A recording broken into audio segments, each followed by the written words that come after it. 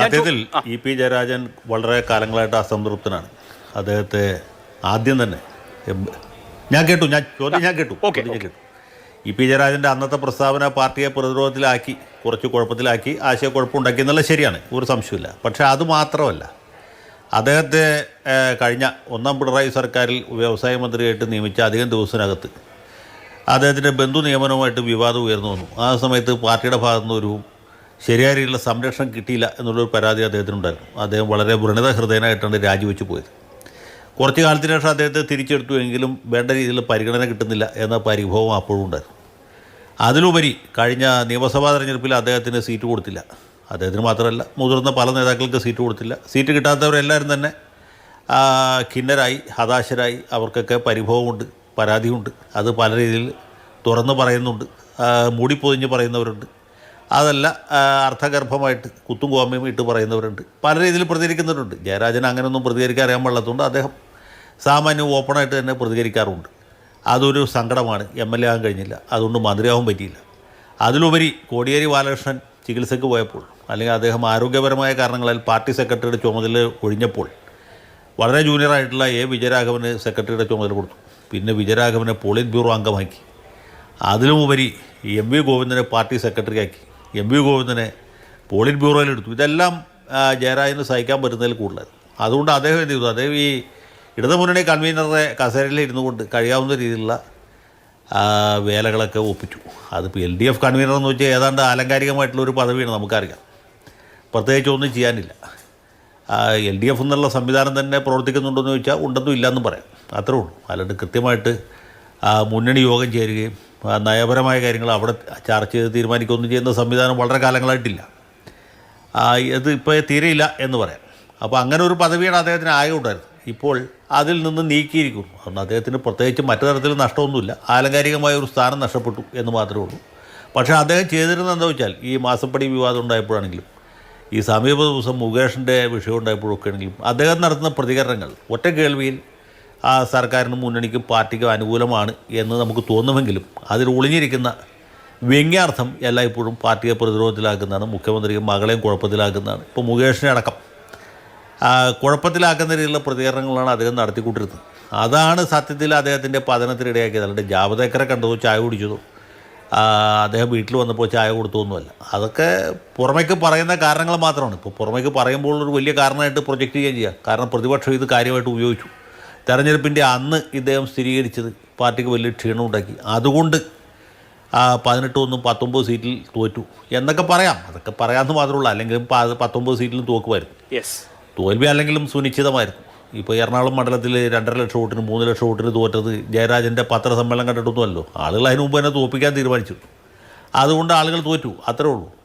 അതൊന്നും അല്ല കാരണം. അത് പുറമേക്ക് പറയാവുന്ന ഒരു കാരണം മാത്രമാണ്. പ്രത്യേകിച്ച് BJP നേതാക്കളെ കാണുന്നതും അവരുടെ ഒപ്പം ചായ കുടിക്കുന്നതും ഒക്കെ മാർക്സിസ്റ്റ് പീനൽ കോഡിലെ വളരെ കഠോരമായ കുറ്റകൃത്യങ്ങളും കഠിന ശിക്ഷ അർഹിക്കുന്നതുമാണ്. അങ്ങനെയാണെങ്കിൽ ആ തെരഞ്ഞെടുപ്പ് കഴിഞ്ഞ ദിവസം തന്നെ പുള്ളിയെ മാറ്റായിരുന്നല്ലോ. ഇതൊക്കെ പുറമേക്ക് പറയുന്ന കാരണങ്ങളാണ്. യഥാർത്ഥ കാരണം ഇതാണ്. ജയരാജൻ വളരെ അസ്വസ്ഥനാണ്, ജയരാജൻ അസംതൃപ്തനാണ്. അത് പല സന്ദർഭങ്ങളിലായിട്ട് പുറത്തു വന്നിട്ടുണ്ട്, ഇനിയും പുറത്തു വരാൻ സാധ്യതയുണ്ട്. ഇദ്ദേഹത്തെ പോലെ തന്നെയാണ് മറ്റുള്ള ആളുകളും ചെയ്തുകൊണ്ടിരിക്കുന്നത്. പക്ഷേ അവർ കുറച്ചുകൂടി ബുദ്ധിമാന്മാരായതുകൊണ്ട്, കുറച്ചും കൂടി സൂത്രക്കാരായതുകൊണ്ട് വേറെ രീതിയിൽ പ്രതിഫലിപ്പിക്കുന്നു അല്ലെങ്കിൽ പ്രകടിപ്പിക്കുന്നു എന്ന് മാത്രമേ ഉള്ളൂ. അവിടെ അഡ്വക്കേറ്റ് ജയശങ്കർ, ഇവിടെ ഇപ്പോൾ പി ജയരാജൻ്റെ ഒരു രാഷ്ട്രീയ ജീവിതം എടുത്താൽ അദ്ദേഹം 90കളിൽ പിണറായിയും കോടിയേരിയും കഴിഞ്ഞാൽ കണ്ണൂരിലെ ഏറ്റവും പ്രധാനപ്പെട്ട നേതാവായിരുന്നു. അദ്ദേഹം പാർട്ടിയുടെ ഫണ്ട് റൈസറായി വരുന്നു. വിഭാഗീയതയുള്ള കമ്മിറ്റികളിലേക്ക് അദ്ദേഹത്തെ അയക്കുന്നു. അദ്ദേഹം അത് ശരിയാക്കുന്നു. പിണറായി വിജയന്റെ കമാൻഡറായി നിൽക്കുന്നു. നവകേരള യാത്രയൊക്കെ നടക്കുമ്പോൾ മുഖ്യ പ്രഭാഷകനായി പിണറായിയെ ഡിഫെൻഡ് ചെയ്യുന്ന ആളാവുന്നു. അങ്ങനെ ഒരു ക്ലൗട്ട് ഉണ്ടായിരുന്നു. ഇനിയുള്ള പി ജയരാജൻ എന്തായിരിക്കും എന്നാണ് താങ്കൾ വിചാരിക്കുന്നത്?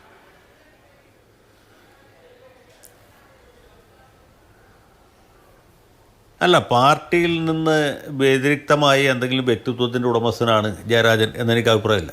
പി ജയരാജൻ രാഷ്ട്രീയത്തിൽ വരുന്നത് MV രാഘവൻ്റെ ഒരു സിൽബന്ധിയായിട്ടാണ്. MV രാഘവനാണ് അദ്ദേഹത്തെ രാഷ്ട്രീയത്തിൽ കൈപിടിച്ച് ഉയർത്തുന്നത്. അദ്ദേഹത്തിൻ്റെ ഭാര്യ സഹോദരിയായ ശ്രീമതി ടീച്ചറേയും ലൈം ലൈറ്റിൽ കൊണ്ടുവരുന്നത് രാഘവനാണ്. രാഘവൻ്റെ പ്രധാന സിൽബന്ധികളിൽ ഒരാളായിരുന്നു ജയരാജൻ, മറ്റൊരാളായിരുന്നു ഗോവിന്ദൻ. കണ്ണൂരിലുള്ള പല നേതാക്കന്മാരും അങ്ങനെയാണ്. പക്ഷേ പാർട്ടി പിളരുന്ന സന്ദർഭത്തിൽ, അതായത് MV Raghavan communist Marxist party CMP രൂപീകരിക്കുന്ന സമയത്ത് അദ്ദേഹത്തോടൊപ്പം പോകാതെ പാർട്ടിയിൽ നിന്ന ആളാണ് ജയരാജൻ.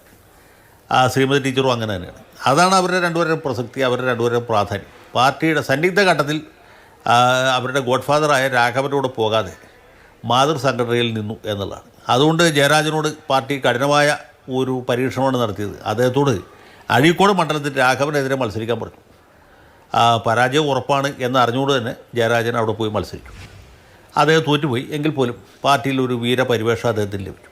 അതുകൊണ്ടാണ് പിന്നീട് അദ്ദേഹത്തിന് പാർട്ടിയിൽ വലിയ നേട്ടങ്ങൾ ഉണ്ടാക്കാൻ പറ്റിയത്. കണ്ണൂർ ജില്ലാ സെക്രട്ടറി ആയത്, പാർട്ടിയുടെ സംസ്ഥാന സെക്രട്ടേറിയറ്റിൽ വന്ന് പിന്നെ ജയരാജന് നേരെ ഉണ്ടായ വധശ്രമമൊക്കെ നമുക്കറിയാം. ഇതൊക്കെ അദ്ദേഹത്തിനൊരു മൈലേജ് ഉണ്ടാക്കി കൊടുത്ത കാര്യമാണ്. അല്ലാണ്ട് എം പി നമ്മുടെ EP ജയരാജൻ അത്ര വലിയ പാർലമെൻറ്റേറിയനോ വലിയ സംഘാടകനോ അല്ലെങ്കിൽ AKG പോലെ AV കുഞ്ഞമ്പൂനെ പോലെ ഈവൻ പിണറായി വിജയനെ പോലെ ഉള്ളൊരു നേതാവൊന്നുമല്ല. ആ രീതിയിലുള്ള കപ്പാസിറ്റിയുള്ള ആളൊന്നുമല്ല. പാർട്ടി കൈവിട്ടാൽ പിന്നെ അദ്ദേഹത്തിന് പ്രത്യേകിച്ച് ഒന്നും തന്നെ ഇല്ല. അദ്ദേഹത്തിൻ്റെ രാഷ്ട്രീയമായ പ്രസക്തി അവസാനിച്ചു അല്ലെങ്കിൽ അസ്തമിച്ചു എന്ന് തന്നെ വേണം പറയാം. പക്ഷേ അദ്ദേഹത്തെ ഇപ്പോൾ LDF കൺവീനർ സ്ഥാനത്ത് നിന്ന് നീക്കി. പക്ഷേ കേന്ദ്ര കമ്മിറ്റി അംഗമാണ്, പാർട്ടിയിലെ ഒരു ഹെവി വെയ്റ്റ് താരമാണ് എന്ന് നമുക്ക് പറയാം. അത്രേ ഉള്ളൂ. അദ്ദേഹം കഴിഞ്ഞ കുറേ നാളുകളായി കണ്ണൂർ കേന്ദ്രീകരിച്ചായിരുന്നു പ്രവർത്തിക്കുന്നത്. ഇടതുമുന്നണി കൺവീനർ തിരുവനന്തപുരത്ത് വരുന്നില്ല, അദ്ദേഹം കണ്ണൂർ കൺവീനറായി മാറുന്നു എന്നൊക്കെയുള്ളതായിരുന്നു ആക്ഷേപം. അപ്പോൾ കേന്ദ്ര കമ്മിറ്റി അംഗമായി EP ജയരാജൻ ഇനി കൂടുതൽ കണ്ണൂരിൽ കേന്ദ്രീകരിക്കും എന്ന് നമുക്ക് വിചാരിക്കാം എന്ന് തോന്നുന്നു. ഒപ്പം TP രാമകൃഷ്ണനാണ് പുതിയ കൺവീനറായി വരുന്നത്. ഇടതുമുന്നണിയെ സംബന്ധിച്ച് ഇപ്പോൾ അങ്ങനെ മുന്നണി ഘടകകക്ഷികൾ തമ്മിൽ വലിയ തർക്കം, ലൈസൺ അങ്ങനെയുള്ള ആവശ്യമൊന്നുമില്ല. താങ്കൾ നേരത്തെ പറഞ്ഞതുപോലെ ഒരു ആലങ്കാരിക പദവി എന്നുള്ള നിലയിലേ ഉള്ളൂ. TP രാമകൃഷ്ണൻ മികച്ച LDF കൺവീനർ ആകുമെന്ന് വിചാരിക്കുന്നുണ്ടോ?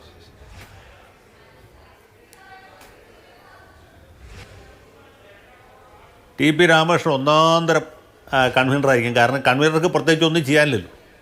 വളരെ ആലങ്കാരികമായ പദവിയാണ്. രാമകൃഷ്ണനാണെങ്കിൽ വളരെ സാധു മനുഷ്യനാണ്. അദ്ദേഹം ആരുടെ മെക്കെട്ട് കയറാൻ പോകുന്ന ആളല്ല. വളരെ ശാന്തനായ സൗമ്യനായ ഒരു ഉറുമ്പിനെ പോലും നോവിക്കാത്ത ഒരു മനുഷ്യനാണ്. അതുകൊണ്ട് എന്തിനാ TP ചന്ദ്രശേഖരൻ്റെ കൊലപാതകം ഉണ്ടായ സമയത്ത് അന്ന് പാർട്ടിയുടെ ജില്ലാ സെക്രട്ടറി ഇദ്ദേഹമായിരുന്നുകൊണ്ട് എൻ്റെ ഓർമ്മ. ആരും അദ്ദേഹത്തിൻ്റെ നേരെ കൈ ചൂണ്ടിയില്ലല്ലോ. TP രാമകൃഷ്ണൻ ഈ കൊലപാതകത്തിൽ എന്തെങ്കിലും പങ്കുണ്ടെന്ന് നമ്മുടെ വേണു ആകട്ടെ, രമയാകട്ടെ, മാർക്സിസ്റ്റ് പാർട്ടിയോട് കഠിനമായ വിരോധവും ശത്രുതയുള്ള ആളുകൾ പോലും പറഞ്ഞിട്ടില്ല. കാരണം രാമകൃഷ്ണൻ ഒരു പങ്കുമില്ലായിരുന്നു. രാമകൃഷ്ണൻ അത്രയും നിരുപദ്രവിയായ ഒരു മനുഷ്യനാണ്. അദ്ദേഹത്തിന് ഏറ്റവും ഉചിതമായ സ്ഥാനവുമാണ് ഈ LDF കൺവീനർ എന്നത്. അപ്പോൾ അതിൽ പ്രത്യേകിച്ചൊന്നും ചെയ്യാനില്ല. അദ്ദേഹത്തിന് പറ്റിയ ജോലി തന്നെയാണ്. LDF യോഗത്തിന് മറ്റേ ഘടകകക്ഷികൾക്ക് കത്തയക്കുക, ഇത്രാം തീയതി ഇത്ര മണിക്ക് ഇന്ന സ്ഥലത്ത് വെച്ച് യോഗം ചേരുന്നുണ്ട്, താങ്കളുടെ മഹനീയ സാന്നിധ്യം ഉറപ്പുവരുത്തണം, ഈ വരുന്ന ആൾക്കാരെ കൊണ്ട് മിനിറ്റ്സിൽ ഒപ്പിടിക്കുക, അവർക്ക് ചായയും അണ്ടിപ്പരിപ്പും കിട്ടുന്നുണ്ട് എന്ന് ഉറപ്പുവരുത്തുക. അതിനപ്പുറത്തൊന്നും ചെയ്യാനില്ല. അത്രയൊക്കെ ഉള്ളൂ LDF കൺവീനർ. അപ്പോൾ അദ്ദേഹത്തിന് ഒരു പദവിയുമായി, LDFന് ഒരു കൺവീനറുമായി, അത്ര തന്നെ. തീർച്ചയായിട്ടും. ഇപ്പോൾ EP ജയരാജനെ നീക്കിയ കാര്യം MP ഗോവിന്ദൻ മാസ്റ്റർ 3:30 വാർത്താ സമ്മേളനത്തിൽ അറിയിക്കുമെന്നാണ് CPM കേന്ദ്രങ്ങൾ പറയുന്നത്. മുമ്പ് ഇതുപോലെ 2016-17 കാലഘട്ടത്തിൽ കോടിയേരി ബാലകൃഷ്ണൻ വാർത്താ സമ്മേളനത്തിലാണ് മന്ത്രിസ്ഥാനത്ത് നിന്ന് ഇദ്ദേഹത്തെ മാറ്റുന്നതായി അറിയിച്ചത്. നമുക്കറിയാൻ ശേഷം മന്ത്രിസ്ഥാനത്ത് നിന്ന് മാറി. അതിനുശേഷം 2018 മനോരമയുടെ വാർഷിക പതിപ്പിന് ഒരു അഭിമുഖം കൊടുത്തപ്പോൾ കുറേ വിഷമങ്ങൾ EP ജയരാജൻ തുറന്നു പറഞ്ഞത് നമ്മുടെ മുമ്പിലുണ്ട്. ഇപ്പോൾ ഇദ്ദേഹത്തെ സംബന്ധിച്ച് ആഗ്രഹിച്ച സ്ഥാനങ്ങൾ കിട്ടിയില്ല, ഇതുപോലെ പടിയിറങ്ങേണ്ടി വരുന്നു, അൺസെറിമോണിയസ് എക്സിറ്റ് എന്നൊക്കെ പറയാവുന്ന വിധത്തിൽ. EP ജയരാജൻ എന്തെങ്കിലുമൊക്കെ തുറന്നു പറയാൻ സാധ്യതയുണ്ടോ? പ്രകാശ് ജാവ്ദേക്കറൊക്കെ അദ്ദേഹത്തെ പോയി കണ്ടതാണ്. നമ്മൾ രാഷ്ട്രീയത്തിലെ പല ഹെവി വെയിറ്റുകളും അപ്രതീക്ഷിതമായി കളം മാറുന്നതും ഒക്കെ കണ്ടിട്ടുണ്ട്. ഇനി വേറെ ഒരു ഇന്നിങ്സിനുള്ള സ്കോപ്പ് EP ജയരാജൻ ഉണ്ടെന്ന് താങ്കൾ വിചാരിക്കുന്നുണ്ടോ? നിങ്ങൾ ഉദ്ദേശിച്ചത് EP ജയരാജൻ BJPയിൽ ചേരുമോ എന്നല്ലേ? അത് തുറന്നു ചോദിക്കുന്നതിന് കുഴപ്പമൊന്നുമില്ല. EP ജയരാജൻ BJPയിൽ ചേരുന്ന എനിക്ക് തോന്നുന്നില്ല. കാരണം കേരളത്തിലെ BJPക്ക് EP ജയരാജനെ പോലെ ഇത്രയും തണ്ടും തടിയും കേവ് ഭാരവും ഉള്ളൊരു നേതാവിനെ താങ്ങാനുള്ള കെൽപ്പില്ല. അതുകൊണ്ടാണ്.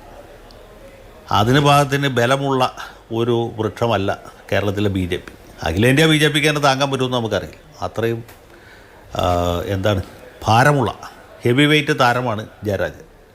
പിന്നെ ജയരാജനെ വല്ല മിസോറാമിലോ നാഗാലാൻഡിലോ അല്ലെങ്കിൽ അരുണാചൽ പ്രദേശിലോ ഒക്കെ ഗവർണറായിട്ടോ ലഫ്റ്റനൻറ്റ് ഗവർണറായിട്ടൊക്കെ അയക്കാനുള്ള സാധ്യതയുണ്ട്. ഞാൻ ഇല്ലെന്നല്ല പറയുന്നത്. അപ്പോൾ ഈ രാഷ്ട്രീയം എന്ന് പറഞ്ഞാൽ സാധ്യതകളുടെ ഒരു കലയല്ലേ.